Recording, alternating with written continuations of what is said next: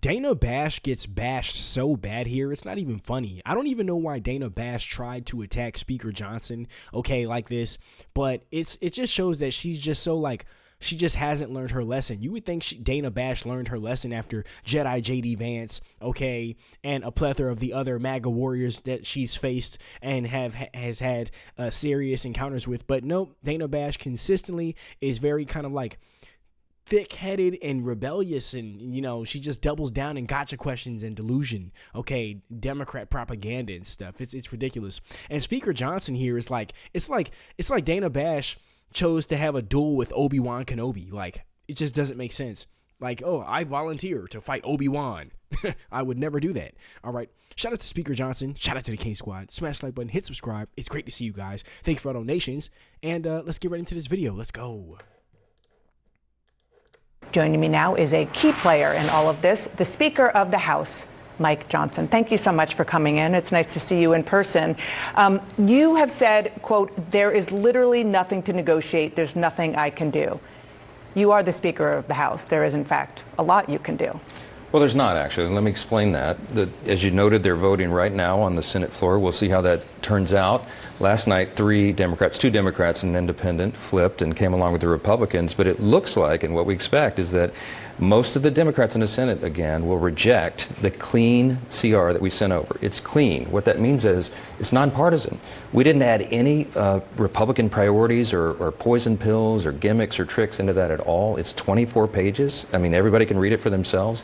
It simply continues the Biden-era spending levels that Chuck Schumer and the Democrats have already supported in the past. They just did it most recently in March. And he gave long speeches about how it was so critically important that we not shut the government down. Yeah, there's nothing for me to give. There's nothing to negotiate. I don't have any Republican priorities to put on the table because we sent over a clean CR. And that's why none of this makes sense. Okay, so the Democrats argue that it's priorities, yes, that are maybe their policy priorities, but they also should be the priorities for people in your district and in Republican districts across the country, the biggest of which they argue is extending the subsidies for people who can't afford Obamacare to be able to afford Obamacare. I understand that they don't expire until the end of the calendar year. Right. The argument that they make is that insurance companies start to make a plan like soon. And so by the time they make that plan, the subsidies will expire. Isn't there something to that? No, that's a December policy issue. It's going to take But many, insurance many companies have to make their decisions well before December. The benefits do not expire until December 31, and insurance companies can make different decisions. Okay, there's plenty of time on the clock. That's an eternity, as you know, in legislative terms, to have 3 months ahead of us to do that. The reason we put a simple 7-week extension of government funding is to allow for all that debate. The month of October is going to be very important for us to determine all these things and to have a bipartisan discussion and deliberation over that. But we have to have the lights on in the building to do it. The first and most important function of Congress is to keep the government in operation. Every Democrat who's voting no today has said that many times. We're playing the highlight reel. Just listen to what Chuck Schumer himself has said until today. I just want to be clear. You are saying, hard line, red line, you will not negotiate on anything until the government is reopened. Chuck Schumer was in the Oval Office with me, 48 hours ago. We were there. The president, as a strong leader, he brought all of us in, all 4 leaders, Thune and Schumer and myself and Hakeem Jeffries. And the president said, make your case. What is it you want? And Chuck Schumer repeated in that meeting what he put on paper. The counter proposal that he filed, everyone can go read it for themselves, would add $1.5 trillion in new spending on a 7-week stopgap measure. We're not doing that. He wants to give health care to illegal aliens again. We're not doing that. He wanted to claw back $50 billion that our Republican Big Beautiful Bill put in to prop up rural hospitals. Now, people say, why would he do that? I thought he was for health care. Well, a lot of those rural hospitals, most of them are in red states. So I don't know. I don't know what his motivation is, but we can't do it. You had a very spirited discussion with my friend and colleague Caitlin Collins about illegal immigrants getting health care. I don't want to repeat that. If you want to see it, you can look on YouTube. I just want to say, for the record, that right now the law of the land is explicitly that illegal immigrants do not get health care. That's correct, because we added that in the law. It got signed into law July 4th. That was the Republicans' big, beautiful bill. Chuck Schumer's proposal is to repeal that. Okay, Go look at page 57 of the bill that he filed. No, I mean, I have your people printed something out for me. So let's just kind of finish this, and then I want to ask you about other things. Sure. If Chuck Schumer and Hakeem Jeffries came to you and said, what you interpret as giving illegal immigrants health care is off the table, would you reopen the government?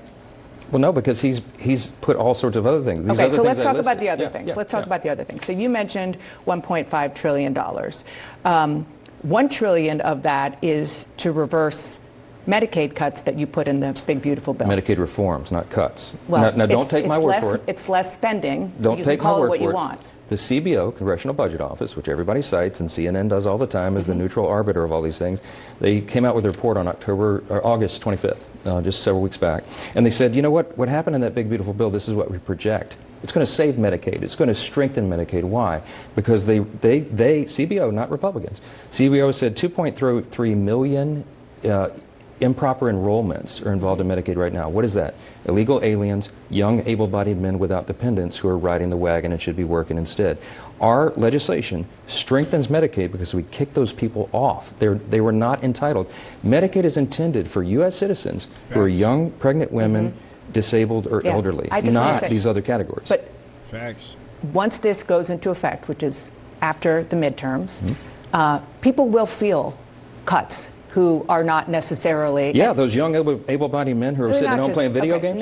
That's a big portion of it. Not just them. Look at the studies. Look at the studies. But when you see the $1 trillion that they do want to put back into this, you don't think that what they are doing is politically palpable for even a lot of people in your district? There's one reason and one reason alone that they're making this argument. They will see cuts to Medicaid. Here's the motivation. Let's just cut to the chase. Chuck Schumer is doing this. The reason he switched his position that he's had for 30 years right now and doing the exact opposite that he said in March of this year, as recently as March, is because he is in political jeopardy. He's afraid he's going to get a challenge from his left flank, and AOC or someone else will run against him for his Senate seat. So Chuck Schumer has to put up a fight and pretend that he's fighting the president, fighting Republicans. I've been in this town, maybe even... You see that Dana Bash starts stuttering, and she's like kind of lost in the sauce, and you can see that ultimately CNN does not like facts. I mean, let me know what you guys think about that down below in the comments.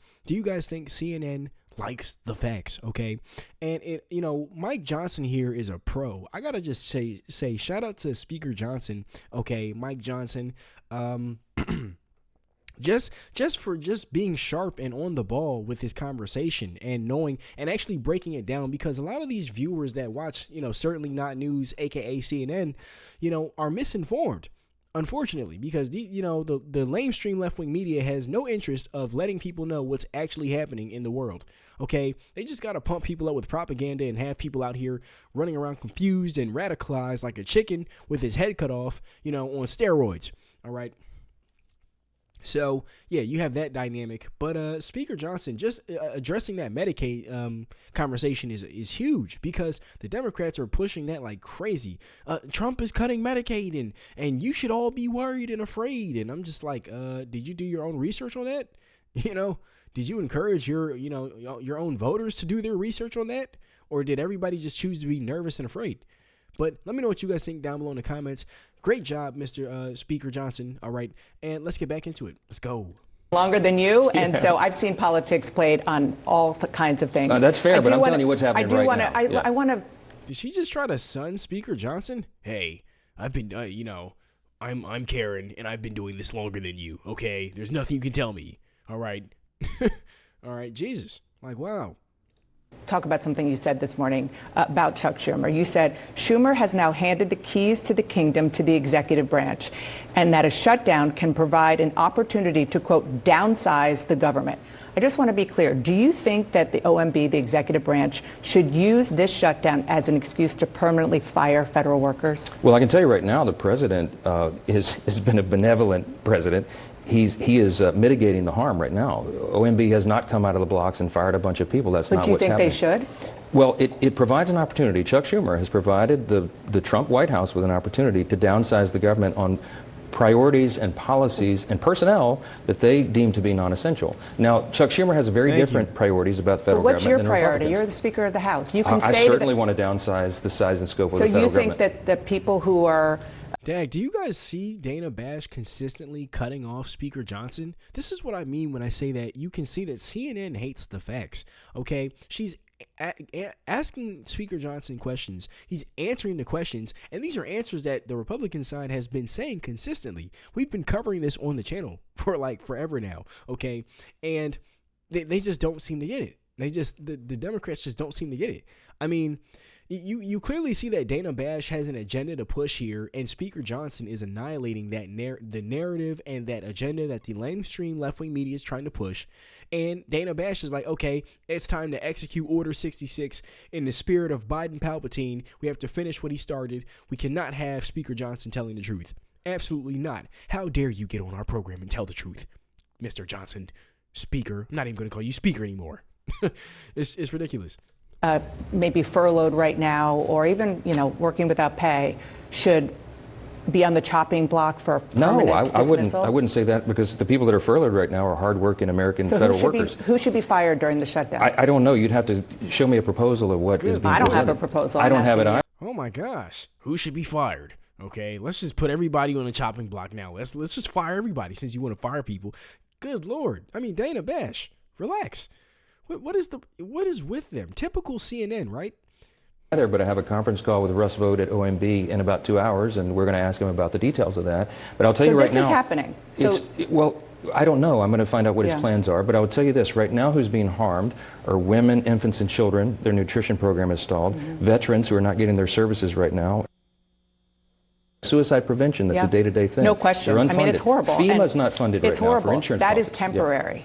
So you're going to talk to Russ Vought, and obviously we're going to ask what happens after that. But last week, he sent a memo directing agencies to start drafting plans that's to his do job. just this. So when you're the director, but you have a point of view. Can you, on that phone call, say with him, please don't do this? This is not appropriate? No, because, look, if Russ Vought has to make tough decisions. Whoever is the director of the Office of Management and Budget in a scenario like this has to make tough choices. They have to decide. They're tasked under law. They must decide what are essential services and what are not. What are policies and proposals that are priorities. It's usually temporary under a shutdown. We're talking about permanently firing people. Gosh. Well, I'm not sure that hasn't happened before. I mean, shout out to Speaker Johnson. I mean, seriously, the amount of patience he has with this corrupt activist is mind-blowing, okay?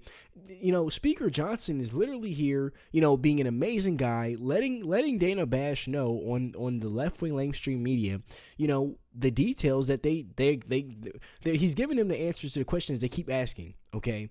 And so he's annihilating their narrative and shutting it down completely. They're like, we can't have this, okay? And this is what I mean when I say that you see that Dana Bash has an agenda and clearly the truth is not in there, okay? Typical CNN, for sure. And this is why I say salute Speaker Johnson for just being as bold as he is and knowledgeable and addressing this corrupt activist in a calm, respectful, classy manner at that. Okay. It's ridiculous. Drop down below in the comments if you guys think that Dana Bash is a corrupt activist. But if the authority is there and he sees a program that is wasting taxpayer dollars, you and I could both agree the government doesn't do everything in the most efficient manner. Isn't that constitutionally, that's your job. Article 1, that is your job. It is until Chuck Schumer decides to hand the keys to the president, which is literally what he's doing. If he makes the decision to shut the federal government down, he's shutting down the legislative branch, and he is giving the authority to the executive. That's how the system works, and he's made that decision. So is it foolhardy for him to do so? Of course it is. Could it backfire fantastically? Yes. I'm a little surprised that you are okay with that. No, it's part of our system, Dan. It's part of our constitutional system. The president and his team are tasked with There's nothing in the Constitution that says if there's a shutdown. Dana, chill out. I mean, let my guy Speaker Johnson talk. I mean, seriously? It is absolutely ridiculous. Drop down below in the comments if you guys think that Dana Bash is just so rude. I mean, are you seeing this? She keeps interrupting him. She asks him the question. Okay, he answers the question. And then she's like, oh, you just had to tell the truth. And then she reneges, and then it's like, okay, execute Order 66, overload him with more questions, make him look like a fool on live TV, and ultimately that whole, motion right there from Dana Bash completely blows up in her face because we ultimately admire Speaker Johnson even more for how he's handling this interview. Okay. It's like imagine thinking you know more than the actual Speaker of the House. Okay. And you're a literal news anchor. Like, I don't know. Maybe it's just me thinking like that, but that is literally how it crosses my mind. All right. Yeah, I definitely, have a lot more respect for Speaker Johnson, though, watching this interview, this attack on his, just everything, just related to MAGA and the economy and, what's going on with this government shutdown. Dana Bash is trying to attack Speaker Johnson with everything, and he's handling this like a pro, in which he is. So shout out to him. No, it's not. No, because the founders couldn't have foreseen such a foolish thing that's happening right now. Yeah. They would understand, and they implied what Congress's first role is to make sure the government operates, right?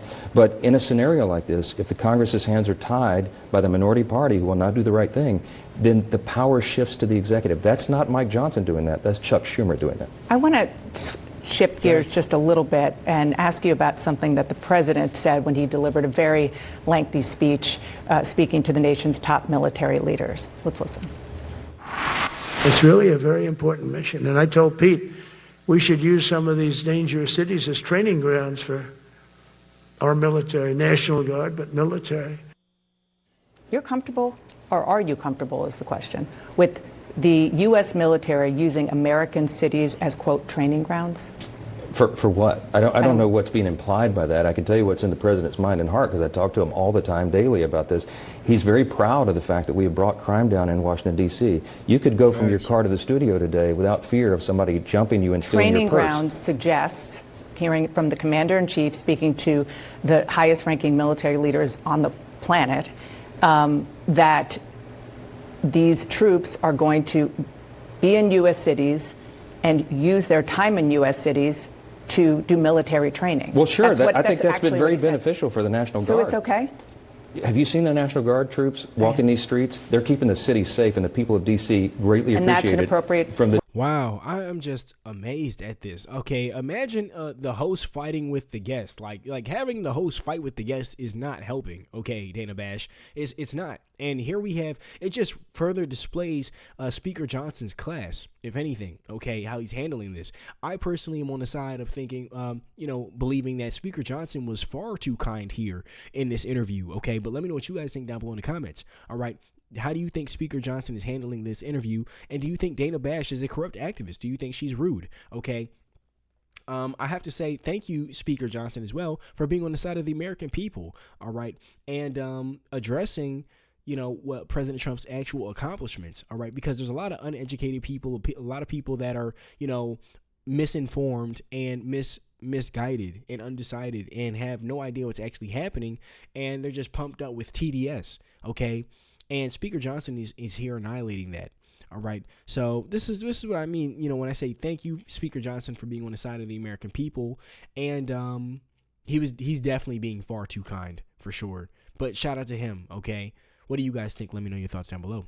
Wait Democrat for them mayor to on train down. In American cities, it's a on win-win American soil? scenario because the National Guardsmen are proud of that duty that they performed, and they brought crime down dramatically in D.C., and all of us are safe. Our staffs are safe. They're not walking in fear right now. Mm-hmm. I think we should do that in every major blue city run by Democrats who aren't serious about crime. It just seems very antithetical to sort of the notion of law America. And order? Well, no, I'm not talking about law and order. No, because that's what they're restoring. No, I'm talking about the the U.S. military, how they're used. If a city is out of control and it's beyond the scope of what the municipal police department can handle, which is what happened in D.C. by the testimony of the Democrat mayor, not Republicans, she needed help. She welcomed the help. And you know what? It brought the crime rate down, and we have peace in the city. Mm-hmm. This is the greatest nation in the history of the world. We have the most beautiful capital in the history of the world. It should be safe for visitors and families and school children who come here. Mm-hmm. The National Guard troops heroically have provided that. I think that's a great thing, and the president does as well, and I think the American people do as well. Just real quick, you're talking about one side of the coin. I'm talking about another, which is... Dana Bash is so biased. She shouldn't even be an anchor. But we have to keep in mind that this is CNN, and so the truth doesn't matter, unfortunately. But wow, I am just amazed at how brainwashed she is, and how, how much TDS Dana Bash has. Do you guys think that Dana Bash is pumped up with a lot of TDS, Trump derangement syndrome? Let me know your thoughts down below in the comments. What are your thoughts about everything going on with this government shutdown as well? Let me know down below. All right, what are your thoughts on it? And how do you feel? What do you think about everything Speaker Johnson is saying? Let me know down below. Using this deployment on American soil in order to train U.S. military. I just want to... I don't understand why that is such an offensive notion. Of course, National Guardsmen train once a month unless they're actively deployed for a mission. That's a good thing. They're working together. I've talked with a lot of these guardsmen. They're having a great time. They're working together, serving together. They're proud of their country, proud of the nation's capital.